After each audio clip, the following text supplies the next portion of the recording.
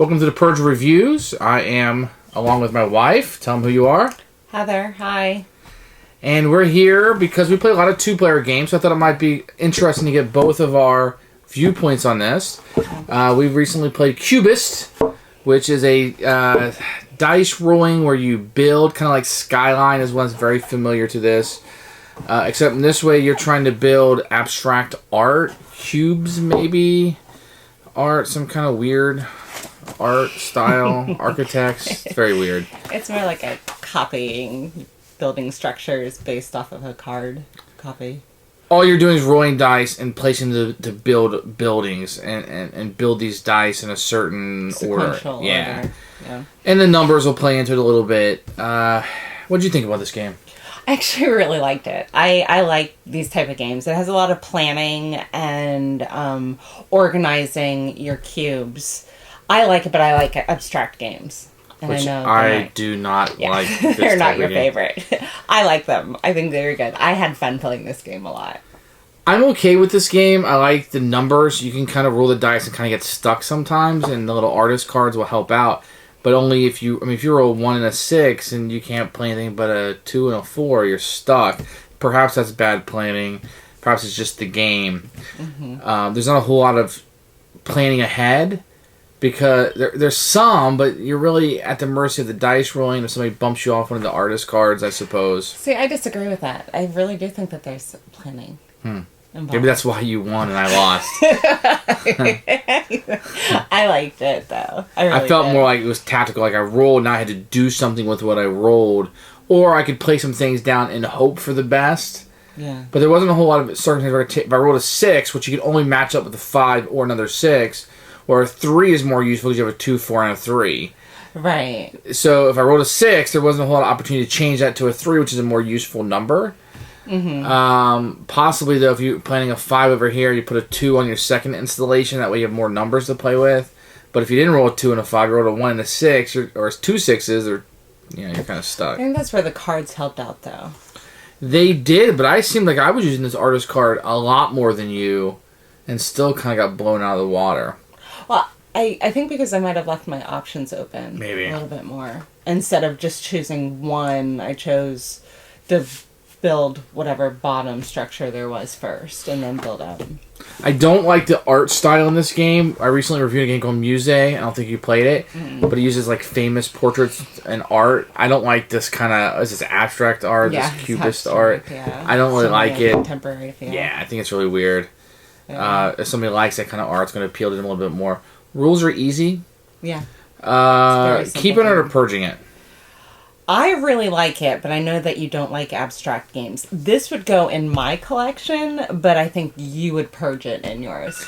I think I would purge it, but I think I'm going to keep this game around because you like to play it, and we'll kind of see where that falls out. But Skyline is one that's very, very similar. I might like this one more than Skyline. I might go back and do a video review of Skyline and compare these two. I think they're very similar. I think maybe we'll do that. So Cubist...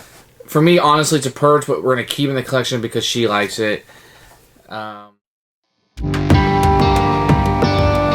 3 decks of cards that come with Cubist. You get one, which is, this is what everybody's trying to build together to get victory points. I'll explain the flow of the game. But you get 3 for a 2-player, 3 for a 3-player, and 3 for a 4-player. Gives you a little bit of variety. Gives you, I guess, 9 different ways to play with different levels of... number of players. You get a deck of cards, fairly thick. This is what you'll be attempting to build individually. They're called installations.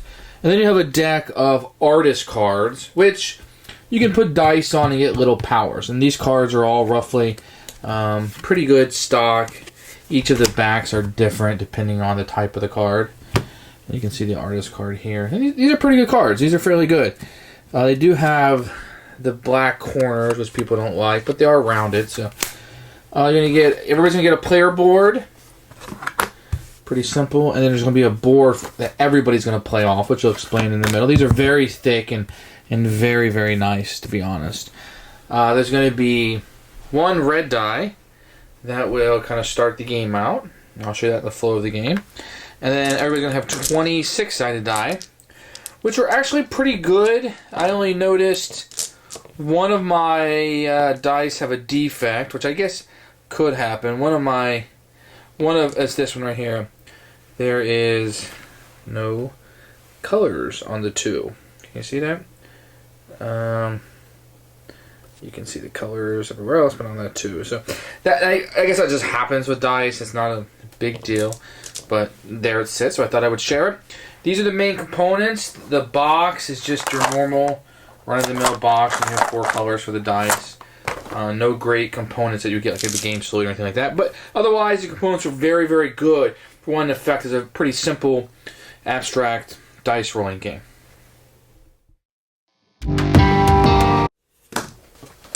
The rules for Cubist are presented in full color. You have some pictures of the components, and it gives you the setup. Other than that, you get a lot of text, and in the back of it, some advertisements for other games. As far as the rules go, I found it to be pretty simple. It was simple. It was a good for players who aren't used to playing deeper games. Yeah, this is really easy. Yeah, in the line of like Ticket to Ride, that kind of like level, I think. There are a few things you can do on your turn, like I think little nitpicky things like if you abandon your installation, you can put them on the artist cards or put them back in the supply. Mm-hmm. The fact that you can't take a dice off an installation whenever you want, that's kind of weird for people. Other than that, pretty simple. I did like that all of the artwork or the artist cards are real and correspond to real people, which there's a list of who they are and their background, what they did. So they try to make it, I think, as thematic as you possibly can, but this is strictly an abstract game, right? Yeah, I would say so. Yeah. Okay. Any rules stuck out that were difficult to understand? I didn't think so. No, it was very simple to follow, I think. Sometimes you just had to pick up the cards and make sure it was like being designed in the right way, right? I think the only thing that was difficult, if you're going to call anything difficult, would be knowing what the cards were, because it wasn't written on the card. Yeah. You had to read in the instruction manual. Yeah, some of the icons didn't make a whole lot of sense. Yeah. The ones that were like, you can change this to a 1, that made sense. But some of the ones, the icons, I know the game now, and the icons make no sense at all. So it just seems like they're more random than anything. Yeah, that is true. Okay, to play the game starts out, you're going to roll the red die and put it in the center. Depending on the number of players you have, I'll just show, 2-player one. You put this card down here. The rest of these go back. The rest of these go back in the box. They will not be used for the entire game. Only one of these will be built. If this is ever built during the game is over. Or if somebody was to build 5 of these, the game would be over. And then it would be the most victory points. The only 2 places to get victory points is the victory points listed on these cards. So this one's 1, 3, and 3. If you build these, that's how many victory points you get. Or if you happen to build up here and you get one of your dice up here, I'll explain how that works. You get 2 victory points per dice, so they can add up fairly quickly.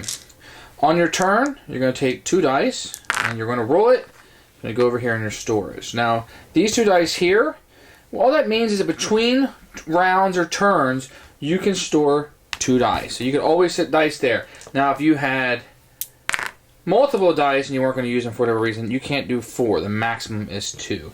So in the first turn, I rolled a 5 and a 3. Let's take a look at one of these cards. So when the game starts out, this is what you're going to try to build. So this is how many victory points it's worth, and this is the design you're going to build. And you're basically just going to design it like this. And you're going to put dice out, hoping to build the design that's on here. Now, if it has a number,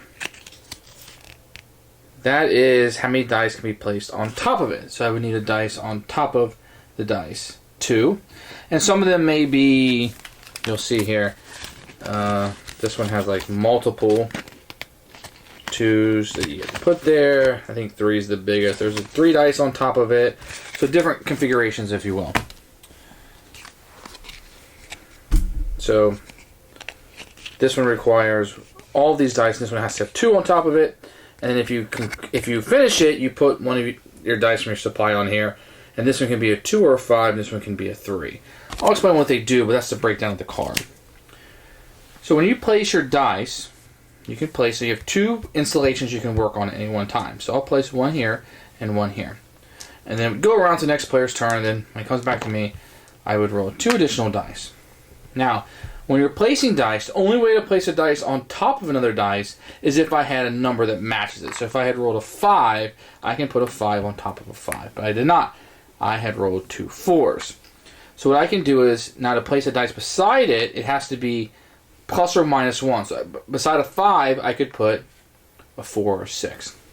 Same thing over here with this 3. Now I could put 2 of these here like this if I wanted to do that. Or I could put 1 over here. 3 or 4 can be adjacent. But go back around. On my turn again, 2 dice. Oh, just happened to roll 2 4s again. So I can either put a 4 on top of this. I cannot set a 4 aside that, adjacent, because 4 and 4 is not plus or minus 1. But I could put 1 here. Now what I'm trying to do is I'm trying to build any one of these. I don't have to declare which one I'm doing. Just when I get the design, I just claim the card. It's part of my turn. So let me put this one here, let's see, and now it would go around. Once I place my dice, I don't have anything left over. I could just go back around my turn. So now what I can do is, I can't really place this 6 anywhere because it's not adjacent plus or minus 1. I could possibly do that, I suppose. But sometimes you'll be stuck where you don't want to place a card or you don't have one to place. So you can just store it there. And now I can use it on any future turn that I want. Goes back around, everybody else takes their turn, I roll again, and this 2 is a great example. So this 2, I could put here by this 3, but I'm not really sure that's helping me build anything. Maybe this right here, I would just need to get another 3, so I have the 6 here. I'm running out of options, but let's just say that I had placed this here and this here. Anytime on my turn, I had, if that was the case, I had built that, I could claim this card. And I would remove this, take one of the die, put it here, and I can put a 2 or a 5. It doesn't matter. I can change this at any time if I need to place it up there. And I would have 1 victory point in the game. So let's say I want to place it up there, because you want to get dice up here if possible. And they're going to come from the bottom of these cards. Well, if you look here, we're trying to build this design. So at some point, I'm okay having something with 3 on it. 3 different dice on it, okay? So I can take this 5 and put it up here on top of that 5. I'm starting to build this structure. At the end of the game, this dice will be worth 2 victory points plus the 1 I got from this. I'll flip this card over just to signify that it's been used. The only caveat to the game is going to be these artist cards that are going to be up here. And let me explain how these work. So as part of your turn, you can place dice on this. It'll tell you 2 dice. 2 dice. These little orange things are just how many dice. So this one requires 3. This one requires 3. You have to place cards up there, or dice up there. It says 2 dice. It's 2 dice of the same number. So if I had 2 4s, I could take these 4s and put them up here on one of these cards that require 2 dice. I cannot use the artist cards on the turn I place dice. Now, the opposing player could come through and he could knock my dice off by putting a set of dice larger than mine. So let's say he rolled 2 6s. He could bump mine off, my 4s off, because 6 is bigger than 4. These will go back to my supply. And then he could use this card on his next turn. And these cards are going to do different things for you. They have little powers. There's only 4 or maybe 8 different powers. Some of them will allow you, like this one, you can put 2 dice of anything, and it'll give you a 2. This gives you a 1 or 6. This one gives you a dice of any number. Let's see what we got here. This one gives you -1 to a die. It can be handy. -2 to a die, +1 to a dice number 1. We're going to have -1, +2, so a bunch of stuff. This gives you a 4. Some of them will allow you to take a dice from somebody else. Some of them will allow you to, if you have an installation, being built, you can't just take a dice off of here. Some of these cards, like this one, will allow you to take dice off your installation and put it somewhere else. Otherwise, if you try to build something and somebody built it maybe and now it doesn't make any sense, you can take all of your dice off. But when you do, the dice can only go on the artist cards or back in your supply. So you can't add them to another installation or put them over here and reset them. So let me go over the options really quickly you can do on a turn. Because understanding what you can do on a turn is very, very important. So what you're going to do as a game turn, hopefully I've explained this, that we're trying to build this collectively. So you might have, a blue die here or whatever. So we're all trying to collectively do this to get 2 points per dice up there. You're trying to build these installations the quickest to claim them to get these victory points. And then you also get the dies so you can place them up there. And then the artist cards are going to allow you to break the rules a little bit. So let's go through a turn. Or let me just show you what you can do on a turn. And everything is listed right here on this player aid, which is really nice. So you turn, you grab 2 dice and you roll them and you put them there. You can always save them here, or you can assign them. You can assign them to the artist cards, you can assign them to your workrooms, or to your storage space. So 3 places you can go. The artist cards, which you can't use till your next turn. Installations to build these cards that will be face up. Or you put them in your storage and use them to the next round. At any time, you can perform an artist card, the power on it, as long as it was placed there the previous turn. You can complete one of these, like I showed you, like fulfilling this shape. Or you can stop working on it by taking it off, putting it back in your supply. Or you can remove excess die from your storeroom and end your turn. So that's pretty much how the game is going to go. Every turn you're going to roll 2 dice, and you're going to use those to place possibly different places. Now what's going to happen is you're going to roll, if I roll a 3 on my next turn, I can't really do anything with a 3 because I can't put a 3 adjacent here, can't put it here. If I had a 3 and a 4, let's say, maybe put the 4 here and then the 3 next to it, or maybe just save them to see what comes up next time. I can't put them on the artist cards because those require the same, so I don't have to have like 2 3s. So there's a lot of planning you can go through. You want to make sure you put yourself in a position where you don't waste your dice or you're rolling, but it can be tricky sometimes. You can be hamstrung by what you roll. That's going to happen sometimes, but hopefully you can position yourself where that won't occur as much. Something like this where it requires 9 dice, but I mean, if you put a 6 here, you only put a 5 and a 5 here, then here you could put, a 4 or 6 maybe, but then you're limiting your options elsewhere. So it can be tricky. And the artist cards are going to become more important as you can mitigate your dice a little bit. That's Cubist. Hopefully I've done a fairly good job of explaining. It's not that complicated. You roll a couple of dice and you place them around the board. If they're adjacent, they have to be +1 or -1, and they can be the same to go on top. That's fairly easy to understand.